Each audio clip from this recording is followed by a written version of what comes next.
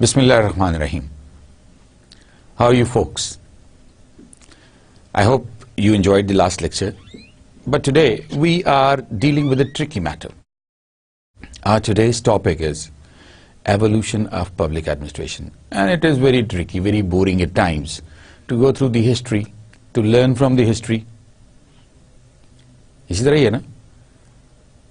Any way آج چونکہ ہم نے اینی کیس ہسٹری کو تھوڑا سا کھنگالنا ضرور ہے. یہ پبلک ایڈمنسٹریشن وجود میں کہاں سے آئی, کیا کیا اس میں سے فیز, کون کون سی فیزز سے پبلک ایڈمنسٹریشن گزری, اور الٹیمیٹلی آج کل ہم اس کی کون سی فیز میں رہ رہے ہیں, اور یہ کس طرح ڈیولپ ہوتی چلی گئی.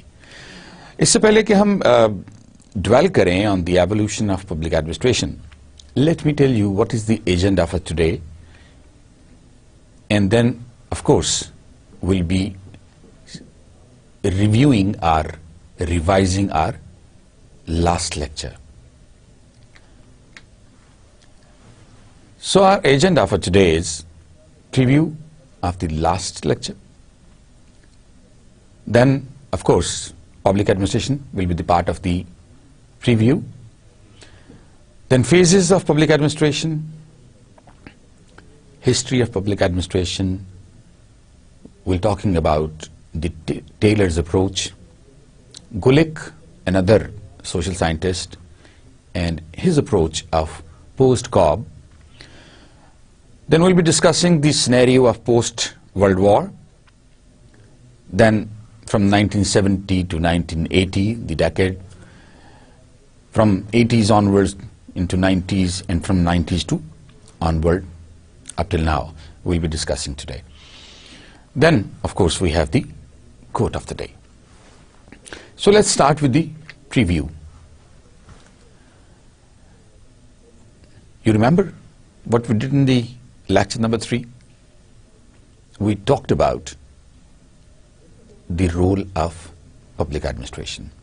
So let me reiterate the role of public administration today. Role as basis of the government. ہم نے اس میں اس بات پر ڈسکس کیا تھا, ڈویل کیا تھا کہ یہ کیا رول پلے کر رہی ہے in the basis of the government. Then role in a democracy, democracy میں پبلک ایڈمنسٹریشن کا رول کیا ہے, role as an instrument of public policy. یہ پبلک پالیسی کا انسٹرومنٹ کیسے ہے, یہ کیسے فارمولیٹ کرنے میں مدد کرتا ہے جو پالیسیز گورنمنٹ بناتی ہے لوگوں کے لیے, کامن گڈ کے لیے جو پالیسیز بناتی ہے, اس میں یہ کیا رول پلے کرتا ہے. Then role as instrument of social and economic development. آج سے ہم جب پاکستان بنا تھا اس وقت سے لے کے اگر آج ہم دیکھیں تو بہت بدل چکے ہیں. پاکستان کے بہت ساری اسٹیٹس بدل چکی ہیں, پاکستان کے شہروں کی حالت بدل چکی ہے, پاکستان کے گاؤں کی حالت بدل چکی ہے. میرا ایک دوست پچھلے دنوں میں امریکہ سے آیا, وہ اسلام آباد میں پیدا ہوا تھا, یہیں پر وہ پڑھا لکھا, لیکن وہ 83 میں یہاں سے امریکہ چلا گیا. سم ہاؤ چونکہ اس کے پیرنٹس بھی یہاں پر نہیں تھے, اس کا پاکستان میں چکر ہی نہیں لگا. ہمارے ایک دوست کے بیٹے کی شادی میں جب وہ آیا تو اس نے مجھے یہ کہا کہ آئی واز لاسٹ ان اسلام آباد, کیونکہ یہ وہ اسلام آباد ہی نہیں تھا جو 83 میں نے دیکھا تھا. ابھی تو یہ بالکل بدل چکا ہے, اور مجھے تو سمجھ ہی نہیں آ رہی تھی میں نے کہاں جانا ہے, کون سی روڈ لینی ہے, اور کس طرح کسی جگہ پر پہنچنا ہے. آپ امیجن کریں کہ in 30 years time, almost 35 years time, چیزیں کتنی بدل گئی ہیں. یہ پبلک ایڈمنسٹریشن کا رول ہے سوشل اور اکنامک ڈیولپمنٹ میں. Role as a subject of study, اس پر بھی ہم نے ایمفیسائز کیا تھا کہ یہ جو رول ہے اس کا ایز اے اسٹڈی, یہ بھی بہت امپورٹنٹ ہے. اس لیے کہ جتنے سول سرونٹس بنتے ہیں, جب تک وہ اس پرٹیکولر آسپیکٹ کو اسٹڈی نہیں کریں گے تو وہ اچھے امپلیمنٹر کیسے بنیں گے اور وہ ریسرچ کیسے کریں گے کہ کون سی چیز جو پہلے کی جا رہی تھی اس سے یہ چیز بہتر ہو سکتی ہے. پھر ہم نے پبلک ایڈمنسٹریشن کا ماڈل بھی دیکھا تھا کہ وہ ماڈل کیا تھا, ABCDE, یاد آ گیا ہوگا آپ کو. اور پھر ہم نے 4D سائیکل کے بارے میں بات کی تھی. میں نے آپ کو یہ بتایا تھا کہ 4D سائیکل جو ہے that starts with discovery, then we go to dreaming, then designing and then delivery. اور میں نے آپ کو 5th TV بتایا تھا جو کہ ڈیسٹنی کریٹ کرتا ہے. جتنا اچھا ہم کام کرتے ہیں اتنی اچھی ہماری ڈیسٹنی ہوتی ہے.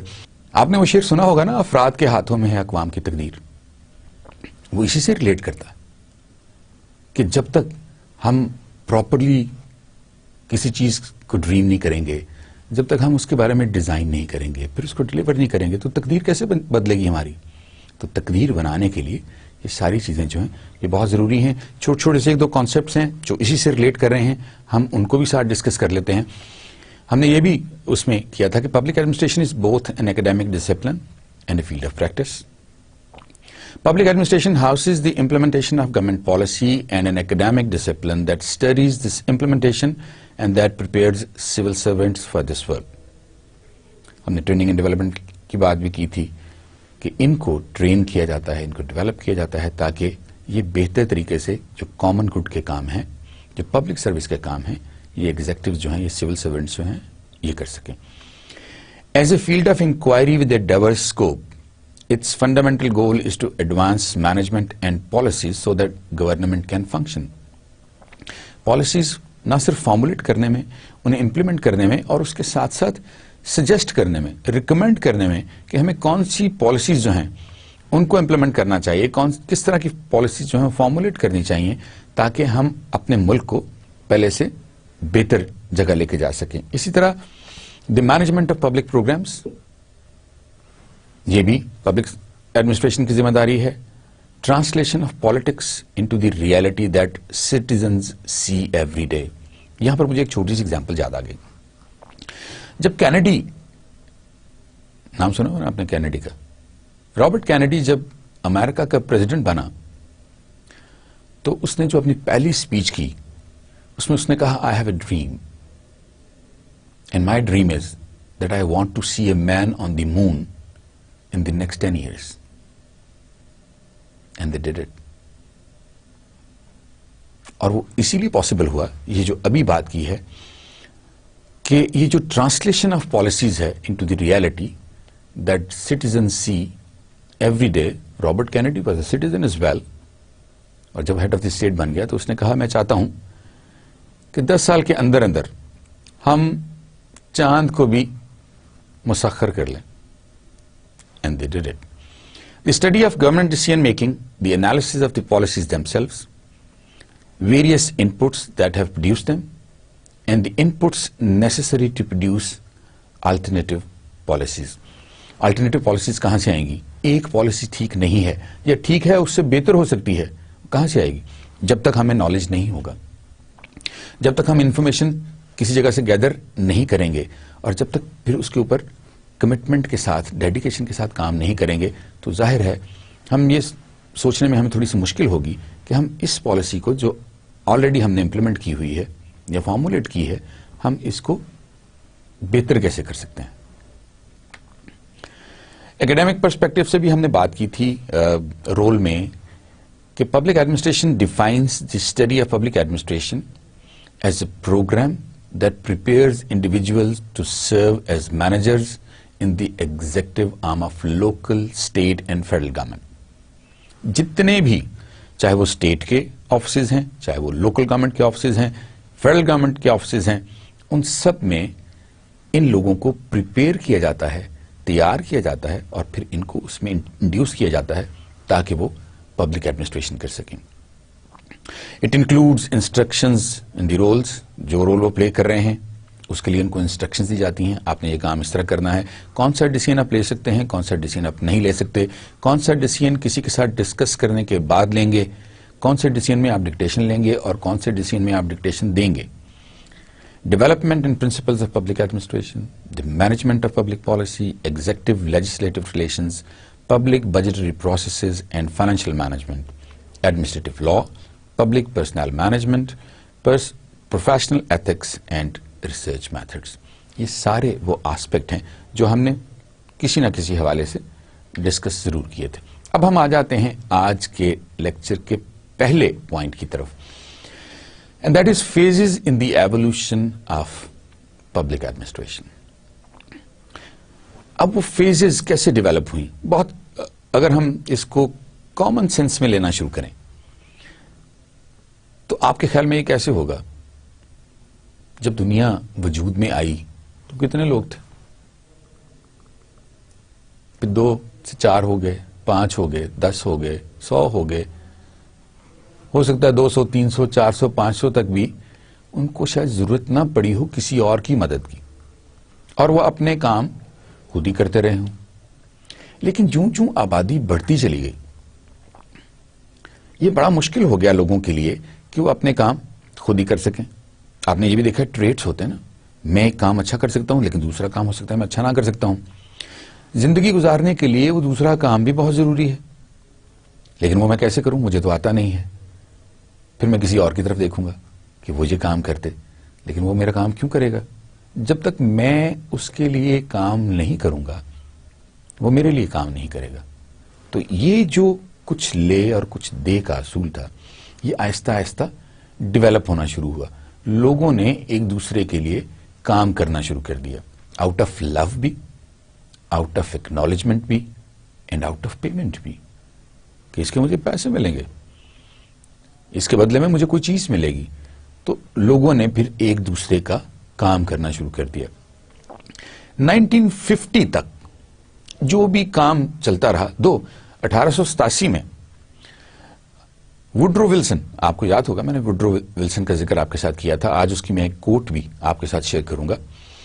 وڈرو ولسن نے 1887 میں, اس کو بابا آدم کہا جاتا ہے, اس کو فادر آف پبلک ایڈمنسٹریشن کہا جاتا ہے, اس نے اس وقت بہت ساری چیزیں ڈیوائز کرنا شروع کر دی تھیں, بہت سارے باتیں پبلک ایڈمنسٹریشن کے بارے میں کہنا شروع کر دی تھی. اس نے یہ بھی کہا تھا کہ جب تک ہم یہ پولیٹیکل, ہماری جو ہائرارکی ہے یا پولیٹیکل مشینری ہے, اس کو ہم ایگزیکٹو مشینری کے ساتھ ملا کے کام نہیں کریں گے, لیکن اس کے ساتھ ساتھ یہ ہے کہ دونوں کو علیحدہ رکھیں گے. یہ نہیں کہ وہ بالکل مل کے, اسٹیٹ جو ہے وہ اس کو آرڈر کرے, اور جو مشینری ہے نیچے اسٹیٹ مشینری جو کہ ایگزیکٹو مشینری کہلاتی ہے, وہ جو کام کرے گی وہ بیسیکلی پبلک ایڈمنسٹریشن ہوگی. ہم شروع کر دیتے ہیں 1800 سے لے کر 1950 تک. میں نے آپ سے پہلے کہا کہ کوئی بھی ایسی سگنیفیکنٹ قسم کی اچیومنٹ, ڈیولپمنٹ یا پروگرس نہیں ہوئی.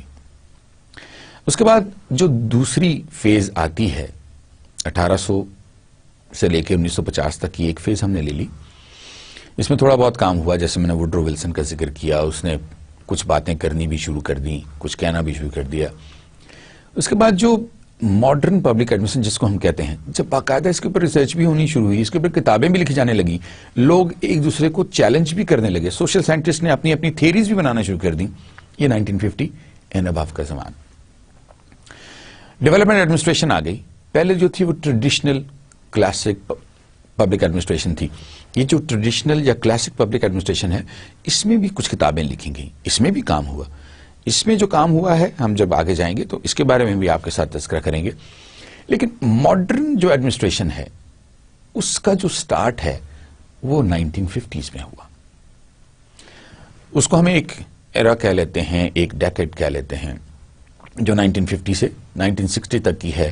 1960 کے بعد ڈیولپمنٹ ایڈمنسٹریشن کے بعد ایک نیا فیز آ گیا. وہ جو نیا فیز آیا اس کا نام انہوں نے رکھا نیو پبلک ایڈمنسٹریشن. یہ 1970s میں یہ چلتا رہا. اس کے بعد 1980 میں ایک اور کانسیپٹ آ گیا, اور وہ کانسیپٹ تھا نیو پبلک مینجمنٹ کا. نیو پبلک مینجمنٹ کے بعد جب 1990 کا دور شروع ہوا یا 1990 کی دہائی شروع ہوئی, تو اس میں ایک نیا کانسیپٹ سوشل سائنٹسٹ نے دیا. وہ لوگ جو پبلک ایڈمنسٹریشن پہ کام کر رہے تھے, پریکٹیکلی بھی انوالوڈ تھے, ٹیچرز تھے, فلاسفرز تھے, تھنکرز تھے, سوشل سائنٹسٹ تھے, انہوں نے ایک نیا کانسیپٹ دیا, and that was reinventing the government. اور اس کے بعد پبلک ایڈمنسٹریشن از گورننس. آج کا جو دور چل رہا ہے اس میں یہ کہا گیا کہ پبلک ایڈمنسٹریشن کو گورننس کے طور پر لینا چاہیے. گورننس کیا چیز ہوتی ہے؟ گورنمنٹ جو بھی پروجیکٹس کرتی ہے ان میں سے آپ کو پتا نا بہت سارے پروجیکٹس ایسے ہیں جو رہ جاتے ہیں, جو پورے نہیں ہوتے. جب وہ پورے نہیں ہوتے, وہ کامن گڈ کے پروجیکٹ ہوتے ہیں, پبلک سروس کے پروجیکٹس ہوتے ہیں, وہ پورے نہیں ہوتے, ہم کہتے ہیں that was a bad governance. Good governance یہ ہے کہ لوگ جو کچھ چاہتے ہیں, لوگوں کی جو خواہشات ہیں وہ پوری ہوں. روٹی کپڑا مکان تین ہی چیزیں ہوتی ہیں نا بیسیکلی. تو وہ چیزیں اور اس سے ریلیٹڈ جتنا پیرافرنیلیا ہے, اس سے ریلیٹڈ جتنی فیسیلیٹیشن ہے, اگر وہ ہم پراپرلی کرنا شروع کر دیتے ہیں, یہاں پر جو حالات خراب نہیں ہوتے, جس طرح ٹیررزم ہے, یہ صورتحال نہیں ہوتی, لوگ ایک دوسرے کو قتل نہیں کرتے, ہنگامے نہیں ہوتے, فرقہ وارانہ فسادات نہیں ہوتے, اور چیزیں اسموتھلی چلنا شروع ہو جاتی ہیں, تو ہم یہ کہتے ہیں کہ دس از گڈ گورننس. وہ ہم اس لیے کہتے ہیں کہ یہ جو ری انوینٹنگ گورنمنٹ کے بعد کا زمانہ آیا ہے, اس میں ہم نے اس کو گورننس کا نام دے دیا. اب اس کی ہسٹری کی طرف چلتے ہیں. جو پرانے زمانے میں جب لوگ زیادہ ہوئے تو انہوں نے سوچا کہ یار یہ اس طرح کام نہیں چلتا کہ میں نے دوسرے کا کام کر دیا تو اب وہ ان ریٹرن مجھے دے گا. بہت سارے لوگ ایسے تھے جن کا آپ نے کام کر دیا لیکن انہوں نے کچھ نہ دیا. اب آپ میں رفٹ پیدا ہو گیا. جب آپ میں رفٹ پیدا ہوا تو اب آپ کو سمجھ نہیں آتی کہ اس کا حل کیا ہے. الٹیمیٹلی لڑائیاں شروع ہو گئیں.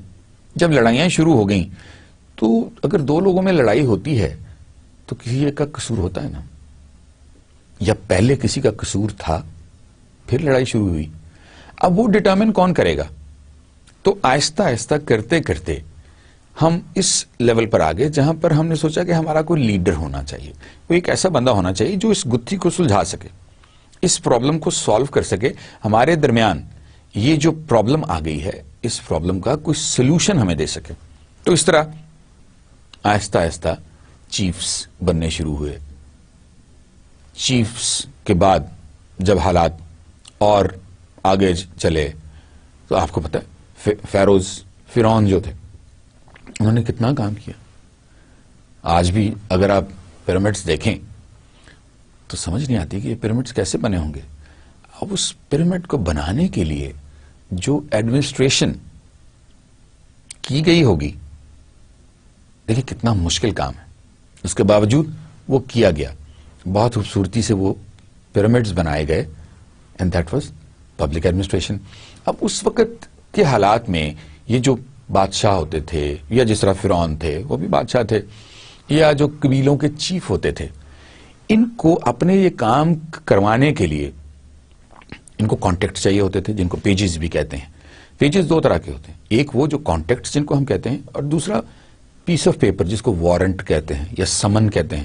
آپ نے کسی کو بلانا ہے, کچھ لکھ کے بھیجیں گے اسے تو تب وہ آئے گا نا, جب آپ نے آفیشلی اسے بلانا ہے.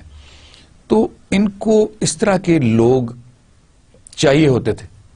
پھر ان کو ایسے لوگ بھی چاہیے ہوتے تھے جو کہ ان کے پاس جو دولت ہے اس کا کوئی حساب کتاب رکھ سکیں, وہ چوری نہ ہو جائے. اس کے علاوہ جو لوگوں کو سروسز دی جا رہی تھیں اس وقت, ان پر ٹیکس بھی لینا تھا, لگان بھی لینا تھا, جزیہ بھی لینا تھا. سو ٹیکسز, ان ساری چیزوں کو ٹیکس کلیکٹ کرنے کے لیے, یا جو ٹیکس کلیکٹ ہوا ہے اس کو جمع کرنے کے لیے اور جمع کر کے اس کو محفوظ کرنے کے لیے, یا پھر مختلف قسم کے سمنز لکھنے کے لیے, یا اپنے کانٹیکٹ یوز کرنے کے لیے. ظاہر ہے کانٹیکٹ کو بھی بلانا ہے تو اس کو بھی تو سمن ہی کرنا پڑے گا نا. تو وہاں سے یہ کانسیپٹ آنا شروع ہوا ایڈمنسٹریشن کا.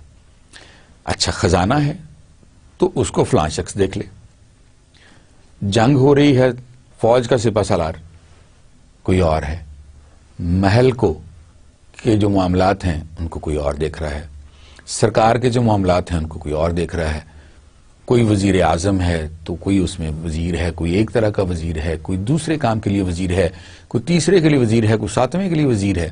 تو انہوں نے کافی سارے، ظاہر ہے یہ لوگ اسی لیے رکھے تاکہ یہ جو بھی کام ان کو ایڈمنسٹر کر سکیں. اور ایڈمنسٹر وہ کیسے کرتے تھے؟ لوگوں کے ذریعے. جب ایک وزیر بنتا تھا وہ پھر اپنے لوگ بھرتی کرتا تھا. اس وقت جو کرائیٹیریا تھا، سب سے بڑا کرائیٹیریا کیا تھا؟ اس بندے کو تھوڑا بہت پڑھنا لکھنا آنا چاہیے. حساب اگر کرنا ہے، اگر 2+2 کرنا ہے تو اس کے لیے ظاہر ہے لوگ ایسے ہونے چاہیے نا جو پڑھ سکیں.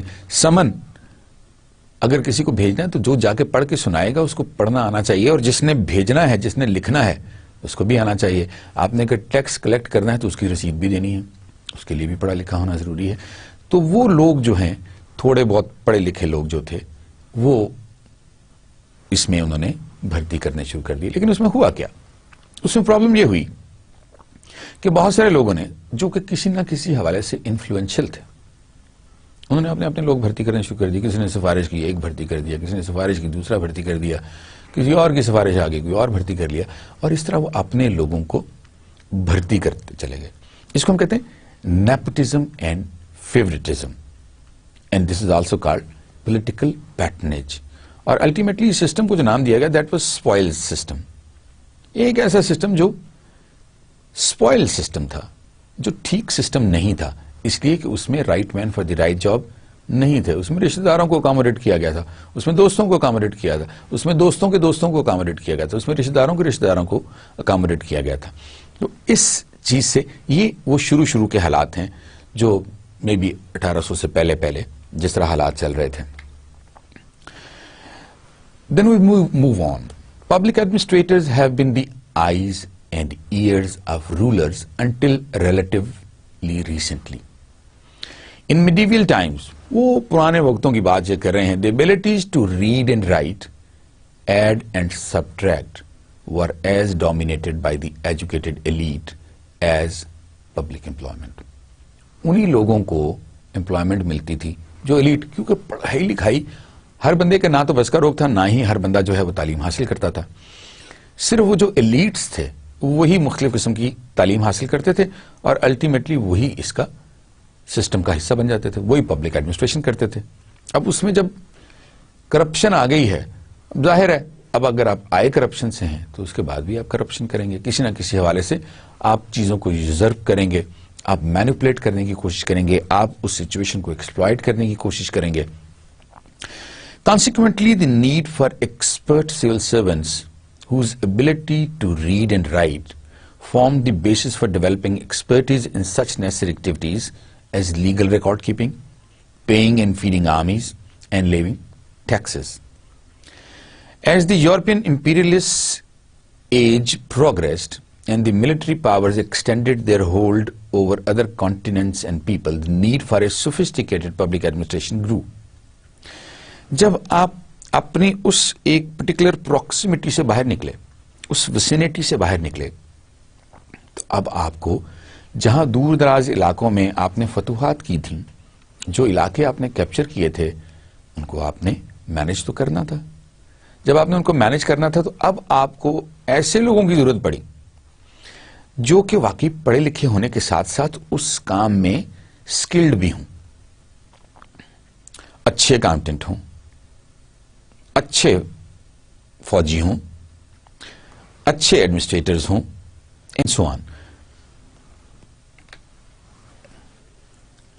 1855 آپ سے پچھلے اس میں نے اسٹین کی، پچھلے لیکچر میں نے اسٹین کی ایک کوٹ بھی آپ کے ساتھ شیئر کی تھی جس میں اس نے کہا تھا کہ I am at a loss to comprehend or I am at a loss to translate what is public administration or elaborate what is public administration because it is so many things.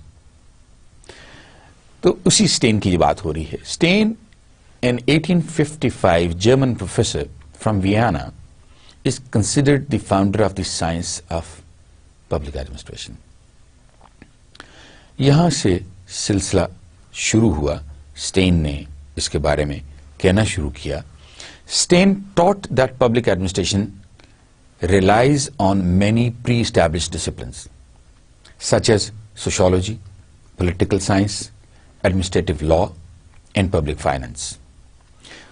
اس کا خیال یہ تھا اور وہ لوگوں کو پڑھاتا بھی یہی تھا, ان کو بتاتا بھی یہی تھا کہ یہ کوئی ایک پرٹیکولر فیلڈ نہیں ہے, یہ بہت سارے فیلڈز کے ساتھ یہ کنیکٹڈ فیلڈ ہے. جیسے سوشیولوجی ہے, پولیٹیکل سائنس ہے, ایڈمنسٹریٹو لا ہے کہ ہم نے کیسے کیسے لا کو ایڈمنسٹر کرنا ہے, اس کو امپوز کرنا ہے لوگوں کے اوپر تاکہ وہ لا ابائڈنگ سٹیزنز بن سکیں. اور پبلک فائنانس, یہ جو گورنمنٹ خزانے اپنے ڈیولپ کرے گی, بیت المال بنائے گی, یا اس طرح اس کی جس کو ہم ایکسچیکر کہتے ہیں, اس کو کون دیکھے گا؟ اس کے لیے ظاہر ہے کہ لوگ ایسے ہونے چاہیے جو کہ اسکلڈ ہوں. He called public administration and integrating science. بہت سارے کام آپ آرٹ کے ساتھ صرف نہیں کر سکتے. آرٹ ایک سوچ کا نام ہے, کریٹیوٹی کا نام ہے, لیکن بعض جگہوں پر آپ کو لاجک استعمال کرنی پڑتی ہے, آپ کو سیکوینس کے ساتھ ایک پروسیس کرنا پڑتا ہے. تو اس کا خیال بھی یہ تھا کہ یہ جو پبلک ایڈمنسٹریشن ہے یہ ایک انٹیگریٹڈ سائنس ہے. And stated that public administration should be concerned with both theory and practice. Practice, جب تک ہم کسی چیز کی پریکٹس نہیں کرتے اس وقت تک ہم اس چیز میں کیپیبلٹی یا اس میں ہم پروفیشنٹ نہیں ہوتے.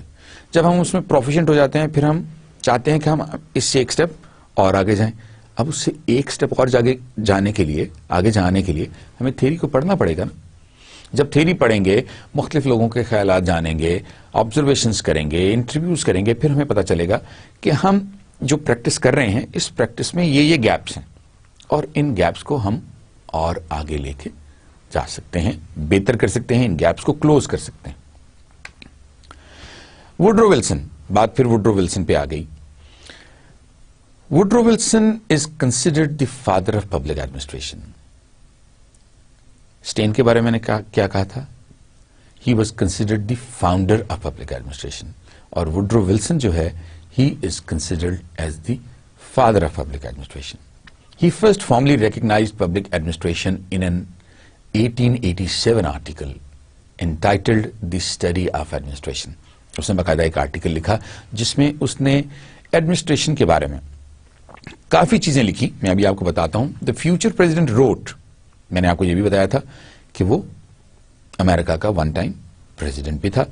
The future president wrote that it is the object of administrative study to discover first what government can properly and successfully do.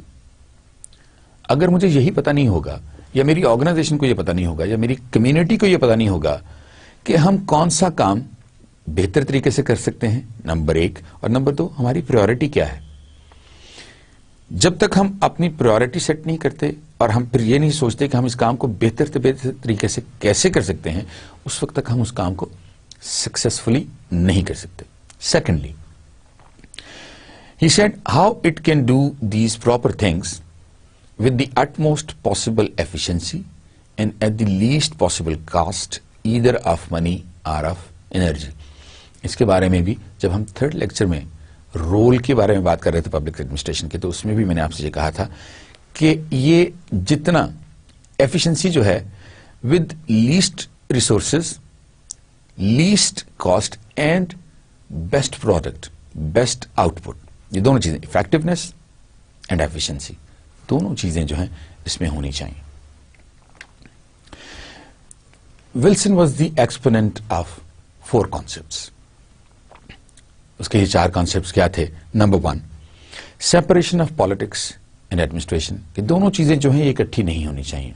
Politics سے علیحدہ رہے اور ایڈمنسٹریشن علیحدہ رہے. جو پالیٹکس ہے, جو پالیٹیشینز ہیں, ان کا کام یہ ہے کہ وہ لاز بنائیں, وہ رولز بنائیں, وہ ریگولیشنز بنائیں, اور ایڈمنسٹریشن کا کام یہ ہونا چاہیے کہ وہ ان کو امپلیمنٹ کریں. وہ رولز, ریگولیشنز, پالیسیز, پروسیجرز ان کو دے دیے جائیں اور ان سے کہا جائے کہ اب آپ ان کو امپلیمنٹ کریں. نتھنگ مور, نتھنگ لیس. ادروائز ان کا ریلیشن شپ اس طرح کا نہیں ہونا چاہیے کہ وہ مل کے خود ہی لاز بھی بنا رہے ہیں اور اس کے ساتھ ساتھ ان کو انیکٹ بھی کر رہے ہیں, ان کو امپلیمنٹ بھی کر رہے ہیں. تو یہ چیزیں اکٹھی نہیں ہونی چاہیے. His second concept was comparative analysis of political and private organizations, کہ ہمیشہ جو ہمیں انالیسس کرنا چاہیے، کمپیریٹیو انالیسس کرنا چاہیے، کمپیئر کرنا چاہیے پرائیویٹ آرگنائزیشنز کو اور پولیٹیکل آرگنائزیشنز کو. ہمیں یہ دیکھنا چاہیے کہ کہاں کام بہتر ہو رہا ہے، اور اس کمپیریزن سے اگر کوئی گیپس آ رہے ہیں، مثلا اگر پبلک سیکٹر جو ہے وہ اچھا کام نہیں کر رہا، ہماری پبلک ایڈمنسٹریشن ٹھیک نہیں ہو رہی، تو ہم لیڈ لیں اس پرائیویٹ سیکٹر سے جو پرائیویٹ آرگنائزیشن جو کام کر رہی ہیں اور جس طرح وہ کام کر رہی ہیں ان کو امپلیمنٹ کرنے کی کوشش کی جائے. Improving efficiency with business-like practices and attitudes towards daily operations. Efficiency کو جس طرح بزنس کے اندر پریکٹسز ہوتی ہیں جب ہم اپنا پرائیویٹ بزنس کر رہے ہوتے ہیں. اگر آپ کو یاد ہو، میرا خیال ہے دوسرے لیکچر میں میں نے آپ کو اگزامپل ایک دی تھی، اور وہ اگزامپل یہی تھی کہ جب ہم اپنا کوئی انٹرپرینوریل کام کر رہے ہوتے ہیں، اپنا کوئی بزنس کر رہے ہوتے ہیں، اپنا کوئی پروجیکٹ کر رہے ہوتے ہیں، وہ ہمیشہ پروفیٹیبل ہوتا ہے. لیکن جو ہی ہم گورنمنٹ کا کوئی پروجیکٹ پکڑ لیتے ہیں جس میں گورنمنٹ نے ساری فنڈنگ کرنی ہے اور گورنمنٹ نے ہمیں بھی تنخواہیں دینی ہیں، ہم اس کا بیڑا گرک کر دیتے ہیں. اس کی وجہ کیا ہے؟ اس کی وجہ یہ ہے کہ ہماری اپروچ جو ہے وہ بزنس لائک نہیں ہوتی، اور نہ ہی ہمارا جو ایٹیچیوڈ ہے ٹورڈز دی آپریشن وہ بزنس لائک ہوتا ہے. Number 4, improving the effectiveness of public service through management and by training civil servants, merit-based assessments. اب یہ دو چیزیں ہیں کہ جب بھی آپ سول سرونٹس کو ریکروٹ کریں تو ان کے لیے بہت اسٹرکٹ قسم کا ایک میرٹ ہونا چاہیے، اور اس میرٹ سے ہمیں ریفرین نہیں کرنا چاہیے. Once we will try not to refrain from the merit, we'll get good public servants, اور جتنے اچھے پبلک سروینٹس ہوں گے ultimately we'll be able to deliver efficiently and effectively. آپ ہمارے پاکستان کی ایگزامپل لے لیجیے. پاکستان میں بھی سول سروسز کا پورا ایک سیٹ اپ ہے، ایک اسٹرکچر ہے. گریڈ 16 سے لے کے اپ ورڈ FPSC جو ہے وہ امتحان کنڈکٹ کرتی ہے، ان کو لیتی ہے، اس کے بعد ان کو لینے کے بعد ان کی ٹریننگ بھی کرتی ہے، ان کی ڈیولپمنٹ بھی کرتی ہے، اور پھر ان کی میرٹ بیس اسیسمنٹس بھی ہوتی رہتی ہیں کہ اچھا اس کو فلاں جگہ جانا چاہیے کیونکہ اس کا میرٹ یہ ہے اور اس کے اندر یہ کوالٹیز ہیں، اور چونکہ دوسرے کے اندر یہ کوالٹیز ہیں اس لیے اس کو فلاں کام دینا چاہیے. The separation of politics and administration has been the subject of lasting debate. آج تک یہ ڈیبیٹ چل رہی کہ کیا واقعی پالیٹکس کو اور ایڈمنسٹریشن کو علیحدہ علیحدہ ہونا چاہیے؟ کیا یہ پاسبل ہے؟ وہ بھی لوگ ہیں، یہ بھی لوگ ہیں. اب اپنی ہمارے یہاں پر جو پبلک ایڈمنسٹریشن ہو رہی ہے اسی میں دیکھ لیں، بہت سارے لوگ وہ ریلیٹیوز ہیں ان لوگوں کے جو کہ اسمبلی میں بیٹھے ہیں، اور جب وہ ریلیٹیو ہیں تو وہ کہیں نہ کہیں، میں یہ نہیں کہتا کہ سارے کے سارے ایسے، لیکن کچھ نہ کچھ کہیں نہ کہیں کوئی نہ کوئی پرابلم ضرور آ جاتی ہے. ایک دو ایگزامپلس میرے پاس ایسی ہیں جو کہ کسی وقت دی جا سکتی ہیں، لیکن اس کے لیے میرا خیال ہے ہم وقت کا انتظار کریں گے. کچھ عرصے بعد، کچھ لیکچرز کے بعد ہم ان چیزوں کو بھی، جب ہم انٹرینچ ہو جائیں گے اپنے اس پرٹیکولر فیلڈ میں کہ ہم انفارمیشن جو بھی ہے پبلک ایڈمنسٹریشن کے بارے میں وہ ہمیں مل جائے، پھر ہم باقی بعد میں باتیں کریں گے. ہم آگے چلتے ہیں. By the 1920s scholars of public administration had responded to Wilson's solicitation, and thus textbooks in these fields were introduced by Luther Gulick, I have already mentioned him, Urwick, Henry Foyle, Frederick Taylor and others. بہت ساری کتابیں 1900 کی دہائی میں، 20ویں صدی میں بہت ساری کتابیں پبلک ایڈمنسٹریشن کے بارے میں لکھی جانے لگی. فریڈرک ٹیلر کہتے ہیں father of scientific management. Frederick Taylor whose span was from 1856 to 1915, published a book entitled The Principles of Scientific Management in 1911. He believed that scientific analysis would lead to the discovery of one best way to do things and or carrying out an operation. بہت common sense کی بات ہے کہ ہم ایک کام کرتے ہیں پھر اس کو دوسری طرح کرتے ہیں, پھر اس کو تیسری طرح کرتے ہیں, پھر اس کو چوتھی دفعہ کرتے ہیں, پھر پانچویں دفعہ کرتے ہیں, اور ہم یہ سمجھتے ہیں کہ وہ جو تیسری دفعہ کام کیا تھا نا, that was the best way to do this particular kind of a job. اور اگر ہم یہ چوز کر لیں کہ چونکہ that was the best way of doing a particular job, this particular job, so let's choose it as the final one, اور اسی پر آئندہ سے ہم کام کرنا شروع کر دیں اور اسی کو ہم امپلیمنٹ کریں. He believed that scientific analysis would lead to the discovery of the one best way. One best way. اور اس کا خیال یہ کہ بیسٹ کا مطلب ہے only one. دو بیسٹ نہیں ہو سکتے, تین بیسٹ نہیں ہو سکتے, چار بیسٹ نہیں ہو سکتے. اور اس سے ہوگا کیا کہ جب ہم ایک ون بیسٹ وے اڈاپٹ کر لیں گے, that will ultimately help us save cost in time. اس پر کافی لوگوں نے اس وقت بھی ڈسکشنز کی, کافی بحث چلتی رہی, لوگوں نے اس سے ڈس ایگری بھی کیا, اس پر بھی کتابیں لکھی گئیں, اس پر آرٹیکلز بھی بے تحاشا لکھے گئے. اب ہم آ جاتے ہیں 1940s میں. The separation of politics and administration advocated by Wilson still continues to play a significant role in public administration. ایسے ہے نا, آج بھی آپ دیکھ لیجئے کہ ہم چاہتے یہی ہیں.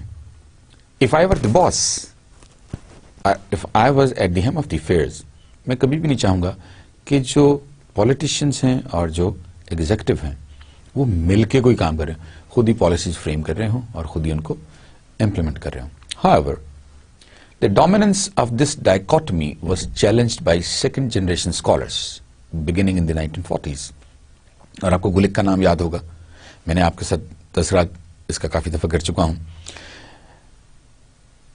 لوتھر اور گلک یہ اس کے بہت کرٹکس تھے اور کی کنٹینڈرز تھے for Wilson's proposed politics administration dichotomy. ان کا خیال یہ تھا کہ یہ ایک کنٹرڈکشن ہے, ایسا ہو نہیں سکتا, بہت ساری جگہوں پر اوور لیپنگ پاسبل ہے. اور انہوں نے وہ کر کے بھی دکھایا کہ پالیٹیشینز جو ہیں وہ بھی ایک سفیر میں ہیں اور ایک دوسرا سفیر جو ہے وہ پبلک ایڈمنسٹریشن کا ہے.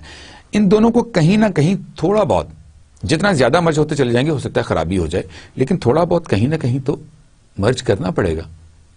اور وہ حصہ جو مرج ہوگا بیسیکلی وہ پبلک ایڈمنسٹریشن ہوگی, کہ کچھ حصہ جو ہے وہ آپ کو رولز ریگولیشنز اور ڈائریکشنز کی طرف سے آ رہا ہے اور کچھ حصہ آپ امپلیمنٹیشن کا ملا رہے ہیں. وہ حصہ جو ہے وہ ہر صورت میں ان دونوں کا آپس میں تعلق رہے گا. بہرحال یہ سلسلہ چلتا رہا. In place of Wilson's first generation split, Gulick advocated a seamless web of discretion and interaction. اس کا خیال یہ تھا کہ یہ سیملیس, جو بھی میں نے آپ کو سفیئرز کی بات کی, کہ سفیئرز آٹومیٹکلی جو ہے وہ مرج ہوتے چلے جاتے ہیں اور کچھ حصہ ان کا مرج ہو جاتا ہے, اور جو حصہ ان کا مرج ہو جاتا ہے اور ایک ہو جاتا ہے اس کو ہم کہتے ہیں کہ یہ پبلک ایڈمنسٹریشن ہے. تو اس پر بہرحال آج بھی بحث جاری ہے. اب ہم ٹیلر کی اپروچ کے بارے میں بات کرتے ہیں.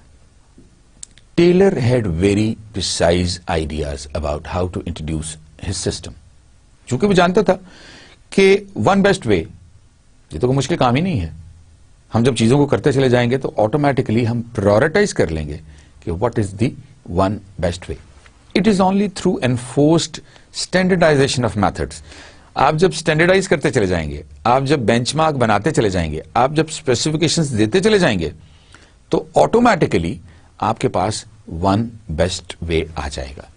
سو he said it is only through enforced standardisation of methods, enforced adoption of the best implements and working conditions, and enforced cooperation that this faster work can be assured. یہ تینوں چیزیں, اس میں کوآپریشن بھی آئے گی, اس میں ورکنگ کنڈیشنز بھی آئیں گی, اور اس میں بیسٹ میتھڈز بھی آ جائیں گے. آپ کے پاس بیسٹ میتھڈز ہیں لیکن کنڈیشنز ٹھیک نہیں ہیں. آپ کے پاس کنڈیشنز بھی ٹھیک ہیں, آپ کے پاس بیسٹ میتھڈز بھی ہیں, لیکن آپ کے پاس کوآپریشن نہیں ہے, انٹیگریشن نہیں ہے, اکمولیٹو کوآپریشن نہیں ہے. آپ کے لیے وہ کام کرنا بہت مشکل ہوگا. اب ایک کانسیپٹ کی طرف آتے ہیں. اس کانسیپٹ کو ہم کہتے ہیں POSDCORB. POSDCO or B. Gulick developed a comprehensive generic theory of organization that emphasized the scientific method, efficiency, professionalism, structural reform and executive control. उसका ख्याल ये था कि अगर हम ये सारे काम जो उसने लिखे हैं ये अगर प्रॉपरली इसी तरीके से कि हम बहुत अच्छे तरीके से ऑर्गेनाइज कर लें, पहले प्लान कर लें, फिर उसको ऑर्गेनाइज कर लें, जब हम चीज़ों को ऑर्गेनाइज कर लें तो हम स्टाफ भी बहुत अच्छा ले लें. So let's see what he says. Gulick summarized the duties of administrators with an acronym POSTCOB, जिसका मैंने आपसे जिक्र किया, which stands for planning, organizing, staffing, directing, coordinating, reporting and budgeting. उसका ख्याल ये था कि अगर प्लानिंग बहुत अच्छी हो and then on that planning we organize all the resources which are needed for that particular plan, they are with us. We have a good staff to implement that particular project or that particular program. Then we have a good leadership. ये एक नया concept आ रहा है बीच में. Then we have a good leadership. अब से पहले हमने लीडर्स का जिक्र ऐसा सच नहीं किया, लेकिन इसने इन राइटिंग हमें कहा कि उसके लिए बहुत अच्छी डायरेक्शंस भी चाहिए.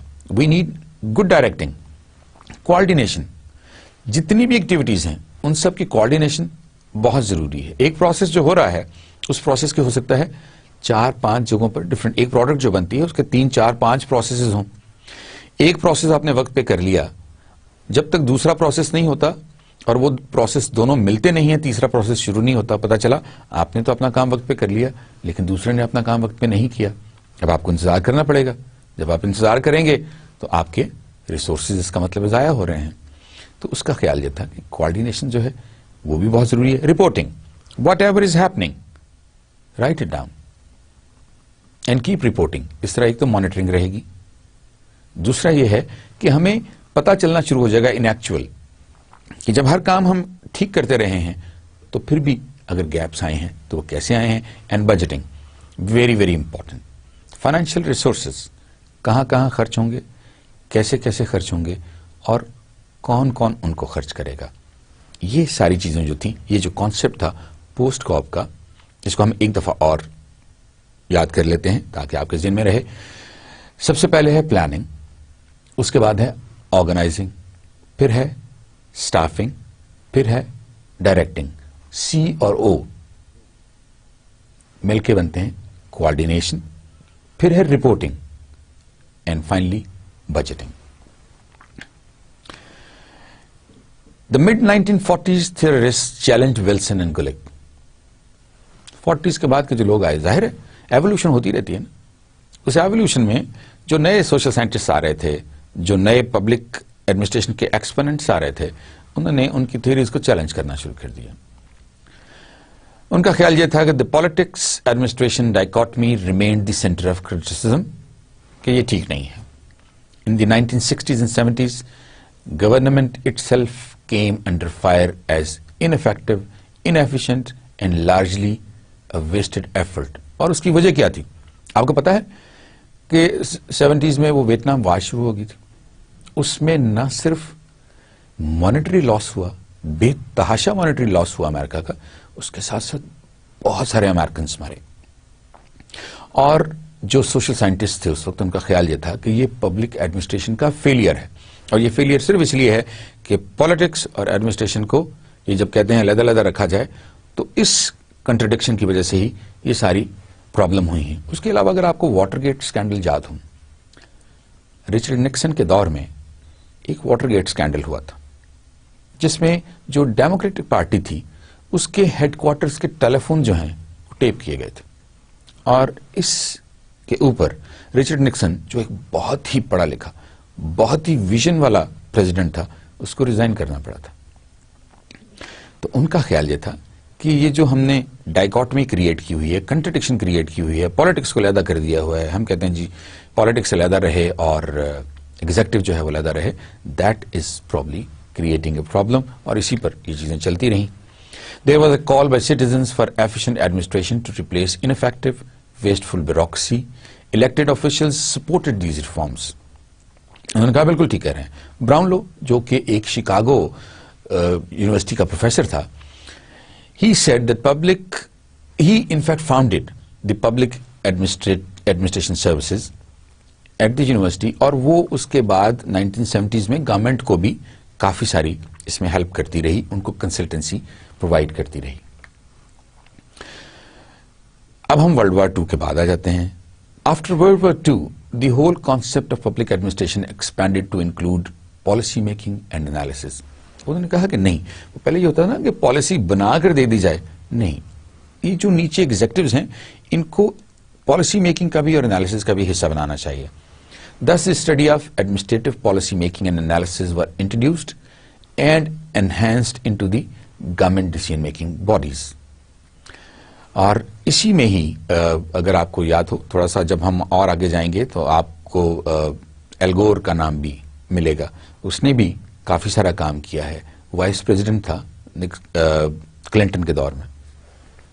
Later on the human factor became a predominant concern and emphasis in the study of public administration. کا خیال یہ تھا کہ ہر چیز جب ہم کامن گڈ کے لیے کر رہے ہیں تو ہمارا فوکس بھی کامن گڈ ہونا چاہیے, ہیومن فیکٹر ہونا چاہیے.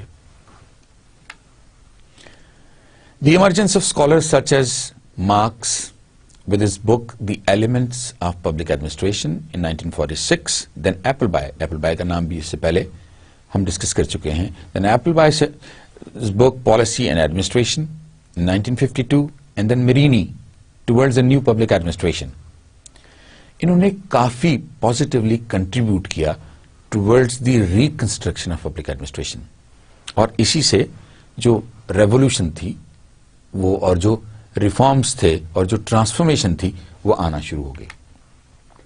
In the late 80s, yet another generation of public administration theorists began to displace the last. The new theory, which came to be called as New Public Management, NPM, was proposed by Osborne and Ted Gabler in their book Reinventing Government. اور یہ جو میں ابھی بات کر رہا تھا کہ یہ جو انہوں نے ری انوینٹنگ گورنمنٹ کے بارے میں بات کی, کلنٹن ایڈمنسٹریشن کے دور میں وائس پریزیڈنٹ ایل گور adapted and reformed federal agencies using NPM approaches. Some modern authors define NPM as a combination of splitting large bureaucracies into smaller, more fragmented agencies. ہم کتنا مشکل کام ہے اگر چیزوں کو سینٹرلائز کر لیا جائے اور بہت دور بیٹھ جایا جائے اور وہاں سے کوشش کی جائے چیزوں کو مانیٹر کرنے کی بھی اور ایڈمنسٹر کرنے کی بھی. This becomes impossible, humanly impossible. اس کے لیے ضروری ہے کہ ہم اس کے سب یونٹس بنانا شروع کر دیں, اس کی سب ایجنسیز بنانا شروع کر دیں, اسمالر یونٹس بنانا شروع کر دیں, اور اس کے ساتھ ساتھ ان پبلک اور پرائیویٹ جو ایجنسیز ہیں ان میں ایک سینس آف کمپٹیشن بھی پیدا کر دیا جائے تاکہ پتہ چلے کہ کون سی آرگنائزیشنز جو ہیں وہ بہتر طریقے سے کام کر رہی ہیں. یہ سارے ٹرینڈز جو آنے شروع ہوئے, اس میں ایک ٹرینڈ ایسا تھا جس میں انہوں نے یہ کہا کہ we should take our people as customers, or clients.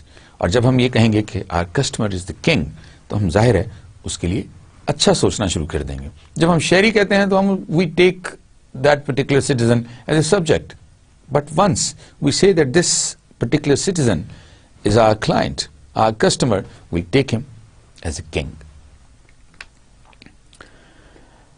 بہرحال یہ سلسلہ چلتا رہا. جو کرٹکس تھے ان کا پوائنٹ آف ویو یہ تھا کہ جب ہم کسٹمر کا نام لے لیتے ہیں تو اس کا مطلب ہے ہم تو فار پروفٹ کی طرف جانا شروع ہو گئے. ہم نے تو پروفٹ کی باتیں شروع کر دی, نفع نقصان کی باتیں شروع کر دی, کیونکہ کسٹمر جو ہے اس کا ریلیشن شپ تو نفع نقصان سے ہے. کسٹمر آپ سے اس وقت صرف چیز لے گا جب اس کے نفع میں ہوگی, نقصان میں تو نہیں ہوگی. تو ان کا بھی خیال یہ تھا کہ ہم سٹیزن کو سٹیزنز ہی رہنے دیں, پروفٹ اس کی طرف, ہم اس کو کسٹمر کی طرف نہ لے کے جائیں. In new public management people are viewed as economic units, not democratic participants.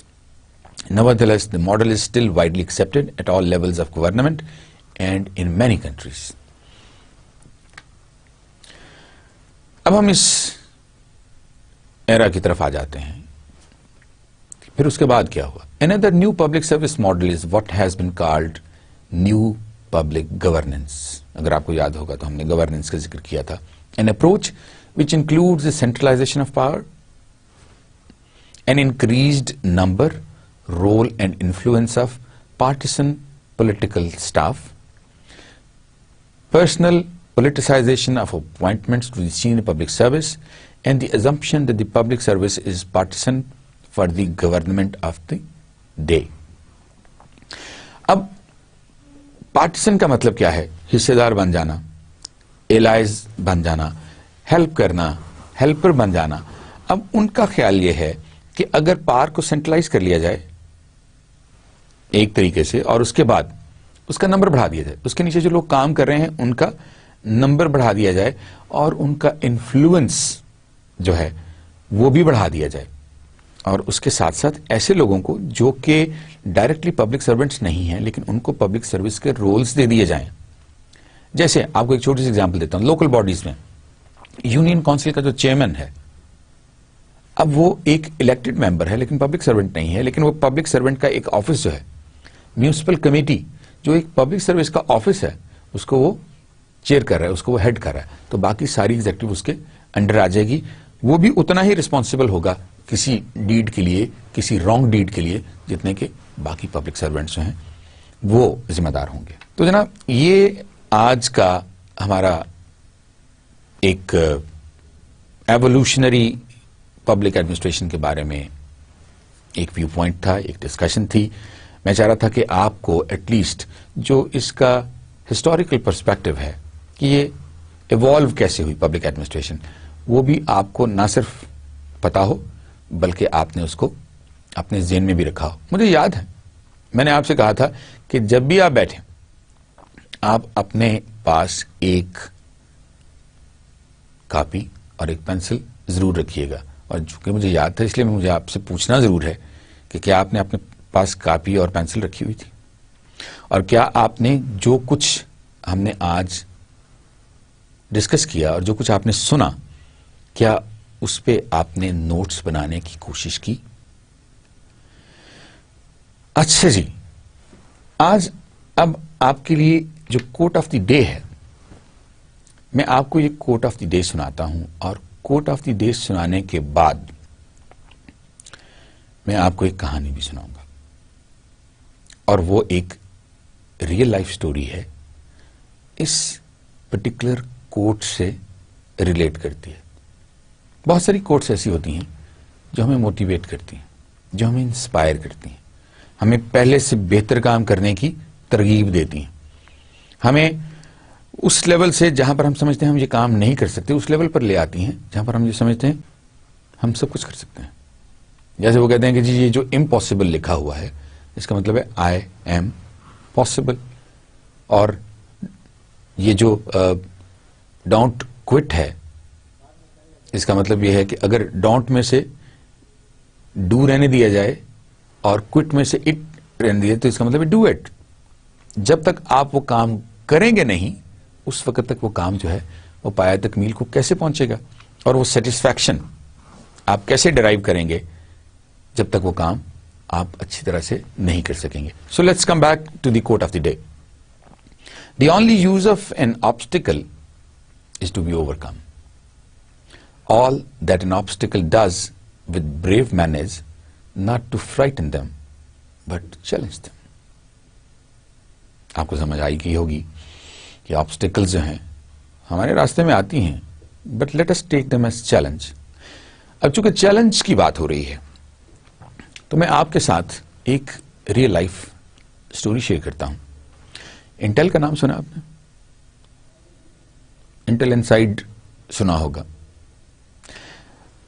دنیا کی جتنی بھی کمپیوٹر کمپنیز ہیں they take pride in announcing and advertising that we use semiconductor chips in our pieces which are made by Intel. اب Intel کا جو owner سی ای او تھا اس کا نام تھا گروف، ایندریس گروف. یہ ایندریس گروف جو تھا یہ ہنگیرین تھا. ہنگری میں جب جرمنی نے ہنگری کے اوپر حملہ کیا تو 5 لاکھ کے قریب لوگ مر گئے. اس کا جو فادر تھا وہ چونکہ نازیز کے خلاف لڑ رہا تھا, وہ قیدی بنا لیا گیا, اس کو جیل بھیج دیا گیا, اور اس کے پاس کوئی چارہ نہیں تھا. یہ 20 سال کا تھا اس وقت, بس عام کالج میں پڑھ رہا تھا, اور یہ سارا جب واقعہ ہوا تو یہ وہاں سے بھاگ کے آسٹریا آ گیا. جب یہ آسٹریا آیا اور اس نے دیکھا کہ آسٹریا میں بھی رہنے کے اس کو کوئی مواقع نظر نہیں آئے, ترقی کے بھی کوئی مواقع نظر نہیں آئے, سمجھ نہیں آ رہی تھی یہ کمائے گا کیسے اور کھائے گا کیسے, تو کسی نہ کسی طریقے سے یہ کرتا کراتا اپنے ایک دوست کے ساتھ یہ امریکہ پہنچ گیا. جب یہ امریکہ پہنچا تو اس کے پاس کچھ بھی نہیں تھا, اور چونکہ یہ چھپ چھپا کے آئے تھے, ان کے پاس کوئی ویلڈ پرمٹ بھی نہیں تھا, کوئی پاسپورٹ بھی نہیں تھا, اس لیے کوئی نوکری بھی نہیں مل سکتی تھی, تو اس نے چھوٹے موٹے اس نے کام کرنے شروع کر دیے. کام کرتے کرتے اس نے کچھ پیسے بچانے شروع کر دیے. یہ پیسے بچاتا رہا اور ایک دن یہ یونیورسٹی پہنچ گیا. یونیورسٹی جا کے میتھمیٹکس ڈپارٹمنٹ میں پہنچ گیا اور اس نے جا کہا جی کہ میں نے بیچلرز کیا ہوا ہے, میں ماسٹرز کرنا چاہتا ہوں میتھمیٹکس میں. اور مزے کی بات یہ ہے کہ انگلش نہیں بول سکتا تھا. مرتے دم تک جو انگلش بولتا تھا وہ ہنگیرین ڈائلیکٹ میں ہی بولتا تھا, اسی لہجے میں بولتا تھا. خیر, یہ جب اس ڈپارٹمنٹ میں گیا تو اس ڈپارٹمنٹ میں جو پروفیسر صاحب تھے انہوں نے انٹرویو کے لیے بلا لیا. یہ انٹرویو کے لیے چلا گیا, وہ اس کو انگلش بھی نہیں آتی. انہوں نے 2-3 کانسیپٹ اس سے پوچھے, ان کا جواب بھی نہیں دے سکا ٹھیک طرح سے. لیکن اس نے اپنے پروفیسر صاحب سے کہا کہ sir what may come, I am determined. I have to do this master's degree, whatever are the circumstances. Professor نے اس سے کہا یہ سامنے دیوار دیکھ رہے ہو؟ اس نے کہا دیکھ رہا ہوں. اس نے کہا کتنی اونچی ہے؟ اس نے کہا 14-15 فٹ ہوگی. اس نے کہا اس کو پھلانگ سکتے ہو؟ اس نے کہا نہیں.